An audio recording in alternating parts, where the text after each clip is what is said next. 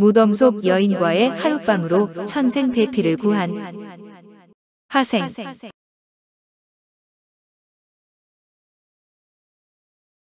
하생은 고려시대 선비로 일찍 부모를 여의고 집이 가난했는데 장가를 들고자 했으나 사위로 데려가는 사람이 없는 상황이었습니다.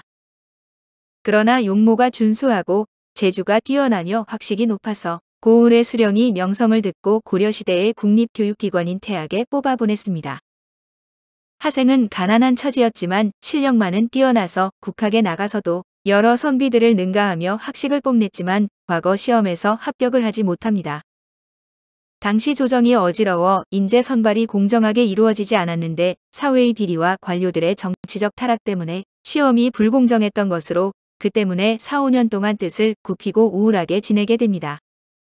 그래서 하생은 세상에 나아가지도 못하고 배필도 찾지 못해 늘 울적하게 지내던 어느 날 같은 학사의 친구에게 이렇게 말했습니다. 낙타교 길가에 점쟁이가 있는데 엄청 신통하다더군. 그는 사람이 오래 사는지 일찍 죽는지 언제 복을 받고 화를 당하는지 날짜까지 맞춘다는데 나도 한 번 실타래처럼 얽힌 내 인생에 대한 궁금증이나 풀어볼까? 하생은 숨겨두었던 금전 몇 잎을 갖고 점쟁이를 찾아가 자신의 운명에 대해 묻는데 점쟁이는 하생을 뚫어져라 보더니 이윽고 입을 열었습니다. 당신은 본디 부귀하게 될 운명을 타고났어. 다만 오늘은 불길하다어. 명의가 가인으로 가는 점괘라어. 명이라는 것은 밝은 빛이 땅속으로 들어가는 상이고 가인이라는 것은 정숙한 여인을 만나는 것이 이롭다는 상이라오. 도성 남문으로 나가서 그대로 달려가시오. 멀리 떠나들 해가 저물기 전에 집으로 돌아와서는 안 돼요. 그러면 액땜을 할 수 있을 뿐만 아니라 좋은 배필도 얻게 될 것이요. 명이나 가인 모두 주역에 나오는 그의 이름인데 명이는 밝은 빛이 땅속으로 들어가는 모습이며 가인은 가족들 즉 부부와 자식이 도리를 지켜 가정을 이루고 화목하게 산다는 의미입니다.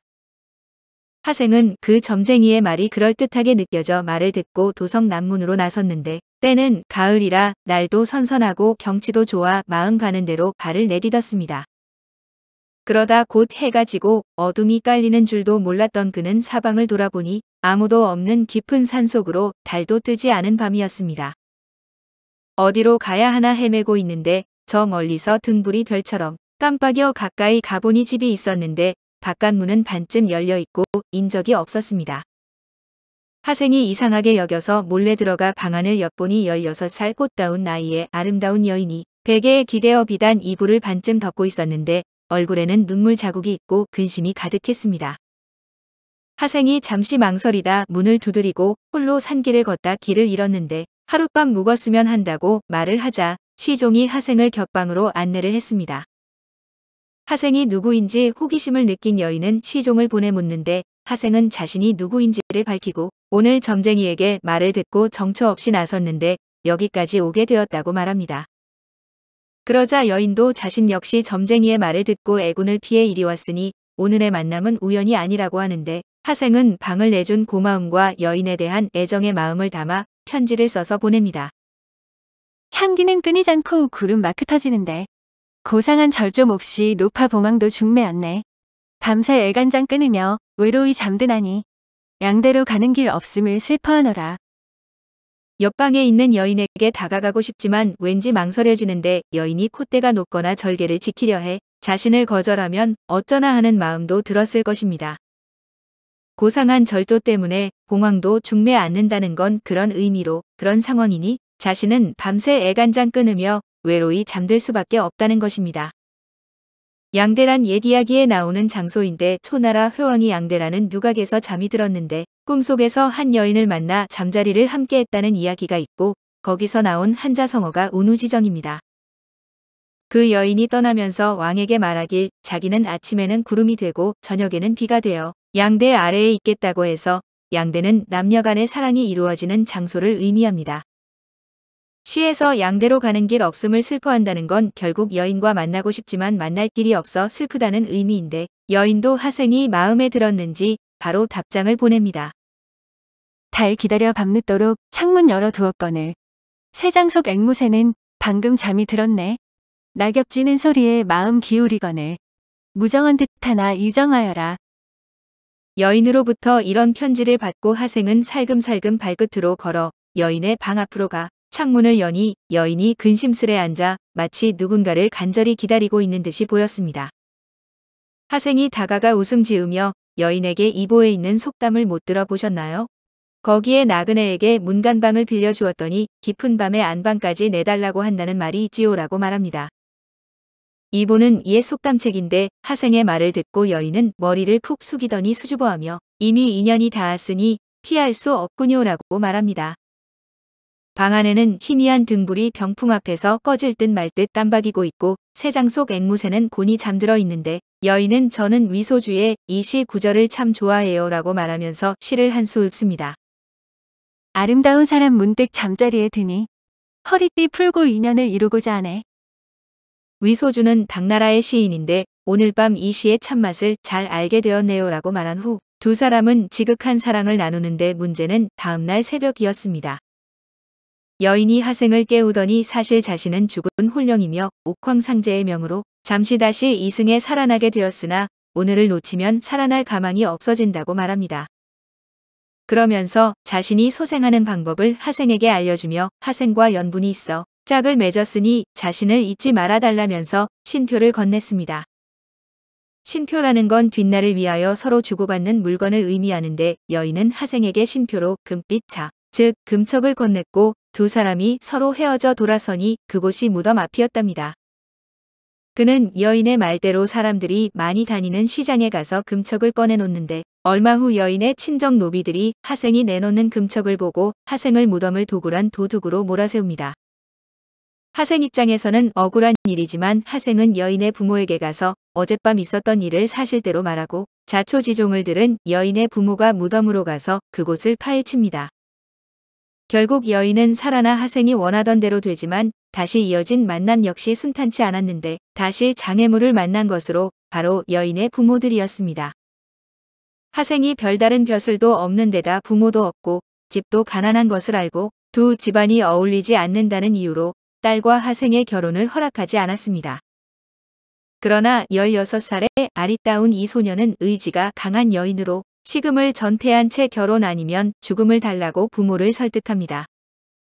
부모를 설득할 때에도 여인은 구구절절 심금을 울리는 시를 지어 부모에게 자신의 마음을 전합니다.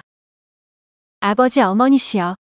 지금부터 이제 다복하기를 바라신다면 자손을 편안하게 해주세요. 어찌 운명을 거역하시며 제 마음을 몰라주시나요? 기러기 활약하게 우는 해 뜨는 아침에 혼례를 올리고 싶어요. 아리따운 처녀 혼기가 찼으니 길이를 놓치지 말았으면 해요. 우리 둘 다시 만나는 게 저의 소원이고 저의 도리예요. 백주시로 맹세하나니 다른 마음 품지 않으려 해요. 일이 될 줄 알았다면 살아나지 않는 편이 나았을 거예요. 공강에 홀령 있으리니 그와 손잡고 함께 갈까 해요. 일이 될 줄 알았다면 살아나지 않는 편이 나았을 거라고 하는 부분에서 가슴이 미어지는데 백주라는 시는 남편에 대한 아내의 끝없는 사랑 노래로 공강이란 여인이 그 노래를 부르며 수절을 지켰습니다. 자식 이기는 부모는 없다고 여인의 부모는 결국 둘의 결혼을 허락해 신분을 초월한 사랑이 이루어지는데 부부로 첫날 밤을 보낼 때 하생이 여인에게 말합니다. 새로 결혼하는 것도 매우 즐거운 일인데 헤어졌던 부부가 다시 만나는 것이야 그 즐거움이 어떠하겠어?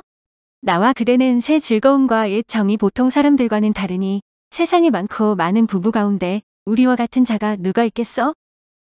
이 둘은 여인이 무덤 속에 있을 때 부부가 되었고 부모의 허락을 받은 지금도 다시 부부가 되었으니 지난 2년인데 하생의 말에 여인이 답합니다. 일찍이 들으니 불교의 삼생설이 있는데 과거, 현재, 미래가 바로 이것이라 합니다. 과거에 이미 난군과 더불어 부부가 되었고 현재 또 난군과 더불어 부부가 되었는데 다만 미래에는 어찌 될지 모르겠습니다. 삼생의 인연을 맺은 일이 예전에도 있었습니까? 여인은 과거에도 현재에도 사랑하는 하생과 부부의 연을 맺었고 가능하다면 미래에도 부부의 연을 맺고 싶다는 마음을 가지고 있었는데 점쟁이 말을 듣고 간 곳에 인연이 정말 있을 줄 누가 알았을까요? 하생 역시 운 좋은 사람으로 좋은 배필을 얻고 과거 시험에도 합격해 나중에는 상서령 종일품 벼슬로 요즘으로 치면 장관 정도까지 올라갔습니다. 무튼 하생과 여인은 부부가 되어 40여 년을 함께 행복하게 살았고 두 아들을 두었는데 이들도 모두 세상의 이름을 날렸답니다. 재미있는 것은 하생이 혼인을 정한 날 낙하교 거리에 있던 그 점쟁이를 찾아갔는데 그 점쟁이는 이미 자리를 옮기고 없었다고 합니다. 하생기우전. 하생기우전은 조선 명조 때의 문인 신광한이 쓴 한문소설인데 기재기라는 책에 수록되어 있습니다. 작가 신광한은 뛰어난 필력으로 27세에 문과에 급제하여 사헌부, 사간원, 홍문관 등을 거치며 이조판서 및 예조판서 등 주요 관직을 두루 역임했습니다. 이 작품은 고려 시대를 배경으로 주인공 하생의 이야기를 하고 있는데 독특하게도 주인공의 여인의 혼령과 만나 사랑을 나누고 또 여인이 사람으로 되살아나 혼인하게 된다는 내용입니다. 산자와 죽은 자의 만남이라는 측면에서 전기적이라고 볼 수 있는데 작품 초반에 두 남녀의 만남이 이루어지는 부분도 매우 신비롭고 환상적입니다. 그리고 소설에서는 아주 흥미로운 인물이 등장하는데 바로 낙타교 아래에서 하생의 점을 봐준 점쟁이입니다. 그는 주인공의 운명을 알려주는 예언자인 동시에 인물이 직면한 어려움을 극복하도록 도와주는 조력자 역할을 하고 있습니다. 주인공은 점쟁이의 예언에 따라 행동함으로써 결국 자신의 연인을 만나게 되는데 이 부분에서는 고전소설의 우연성이 잘 드러나고 있습니다. 작품 끝부분은 꽤나 신비로운데 모든 일이 잘 풀린 주인공이 점쟁이가 있던 곳을 찾아가지만 점쟁이는 이미 사라진 후입니다. 인연을 이어주고 새로운 운명을 개척하도록 만들어준 조력자의 정체가 과연 무엇일지 독자의 호기심을 자아내기 위해 작가가 설정한 부분이라고 볼 수 있습니다. 기재기에는 4편의 작품이 실려 있는데 하생기우전 외에도 안빅몽유로, 서재야회로, 최생우진기가 담겨 있어 작가의 풍부한 상상력을 잘 드러내고 있습니다. 오늘 소설 속의 사랑은 인연을 만나려면 남쪽으로 가야 한다는 점쟁이의 말을 따라 무덤 속 여인과 하룻밤을 보냈다. 천생 베프를 구한 하생기우전 이야기였습니다.